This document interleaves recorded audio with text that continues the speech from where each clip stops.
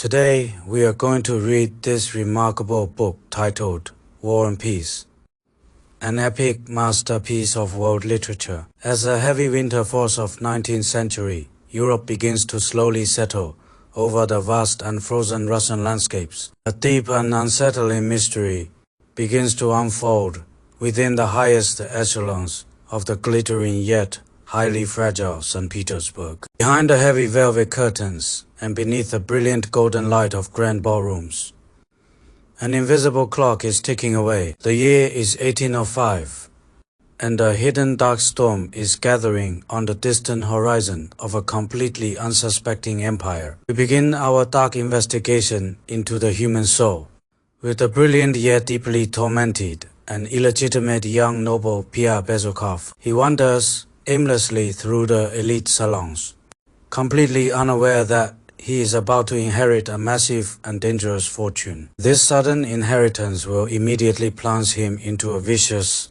spider-like web of greed, manipulation, and dark betrayal. Meanwhile, the brilliant and deeply cynical Prince Andrei Bolkonsky seeks a very different escape from his suffocatingly empty life. Driven by a strange and desperate desire for military glory, he decides to leave his pregnant wife completely behind him. He marches directly into the terrifying unknown, eager to face the rising French shadow led by Emperor Napoleon Bonaparte himself. At the very same time, the young and vibrant Natasha Rostova is dancing through the sunlit corridors of her warm and loving family home in Moscow, her heart completely filled with innocence and a sweet, youthful romantic dream of love. She does not know that the cruel machinery of geopolitical ambition is already moving to crush her beautiful world to pieces. The scene abruptly shifts to the muddy and blood-soaked battlefields of Austerlitz,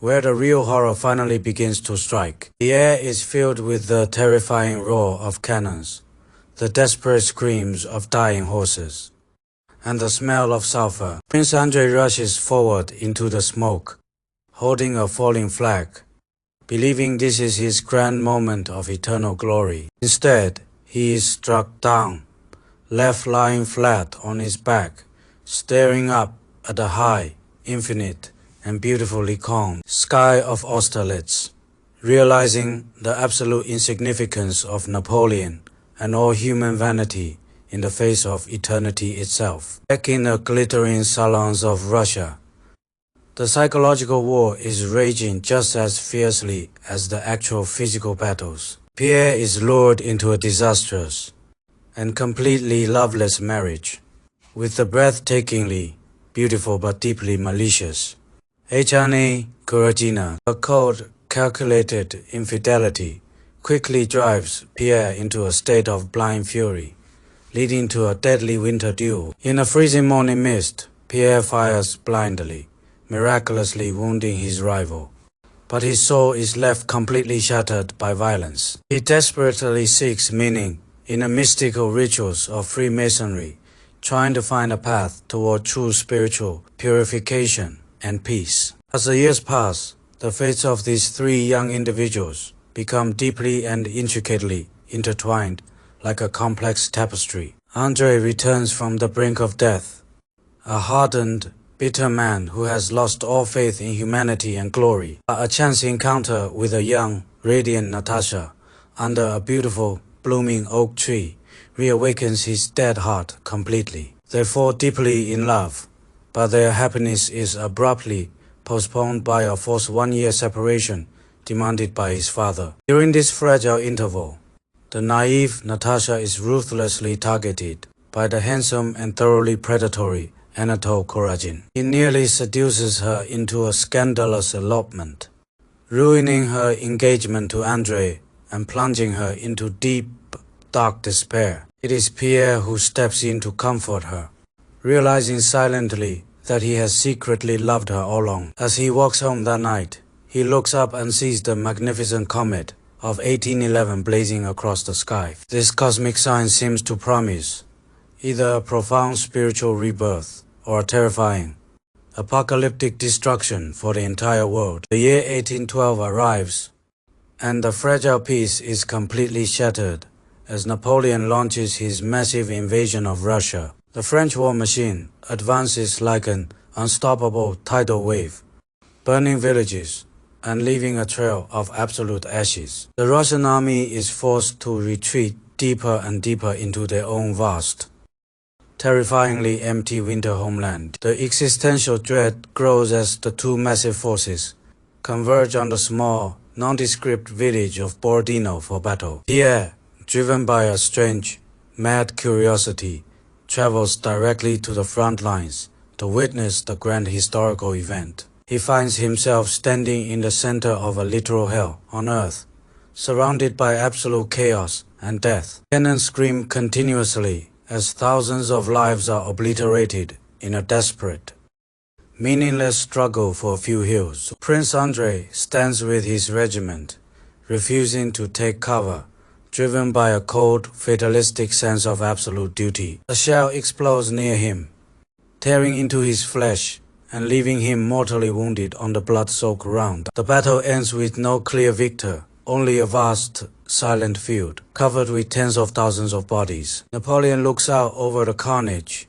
his face mask-like, realizing that this victory feels strangely like a dark defeat. The Russian commander, Kutuzov, makes the agonizing decision to abandon the sacred, ancient city of Moscow to the enemy. The great city empties out, becoming a ghostly, silent shell of its former grand and bustling self overnight. As Napoleon enters the Kremlin, mysterious fires begin to break out across the wooden city, turning it into hell. The grand palaces and ancient churches burn fiercely, destroying the French dream of a comfortable and safe winter quarters. Pierre remains in the burning city, disguised as a peasant, obsessed with a mad plan to assassinate Napoleon himself. Instead, he is captured by the French as a suspected incendiary and thrown into a cold, brutal prison camp. In the dark depths of captivity, Pierre meets a simple, deeply religious peasant soldier named Platon Karataev. Karataev possesses a profound,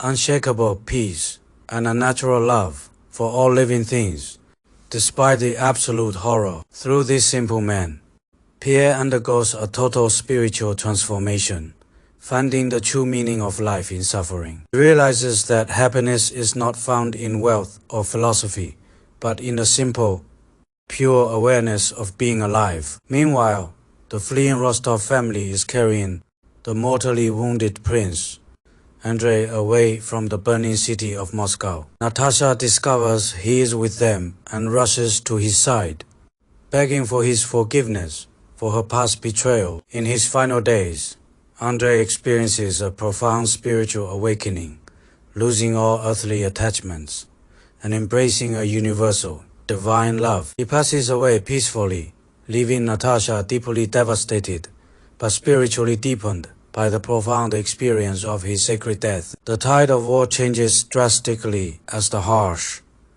brutal Russian winter sets in with absolute and merciless fury. Napoleon's grand army is forced to begin a catastrophic, agonizing retreat across the frozen, barren wastes of Russia. The proud invaders are systematically destroyed by starvation, typhus, and the relentless, lethal hit-and-run guerrilla attacks of Cossacks. The retreat becomes an absolute nightmare of human suffering, with thousands freezing to death by the roadside every night. During a chaotic rescue attack by Russian partisans, Pierre is finally liberated from his long, grueling captivity. Tragically, his gentle mentor Platon Karataev is shot by the French just before the rescue takes place. Pierre returns to a liberated but deeply scarred Moscow, a completely changed man with a radiant, joyous soul. He reunites with Natasha, who is also transformed by her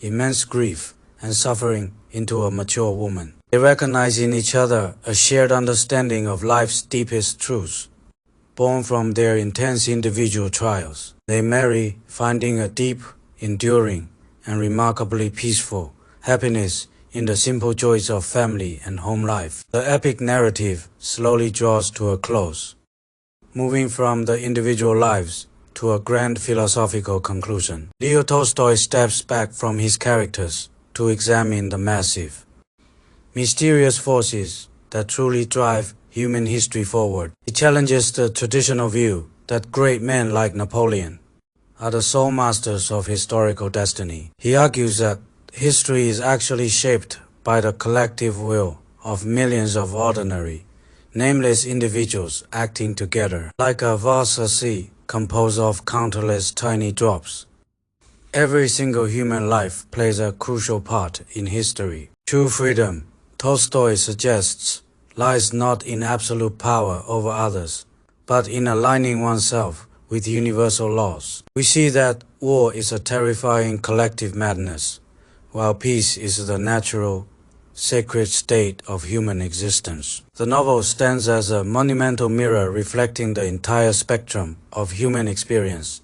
From birth to tragic death, it captures the absolute highest joys of love and the deepest, darkest agonies of loss and existential terror. Every character we have encountered has been forced to confront the immense, terrifying void of their own mortality, and through that terrifying confrontation, they have discovered the true, absolute beauty of the simple act of living. Pierre's journey shows us that intellectual theories are completely useless without a basic, pure love for fellow human beings. His transformation in the prison camp remains one of the most powerful testaments to the resilience of spirit. Andre's path reminds us that true glory is not found in the eyes of men, but in eternity. His death scene is a breathtaking transition from the petty struggles of earth to a sublime universal consciousness. Natasha's evolution embodies a vital, unstoppable force of life itself,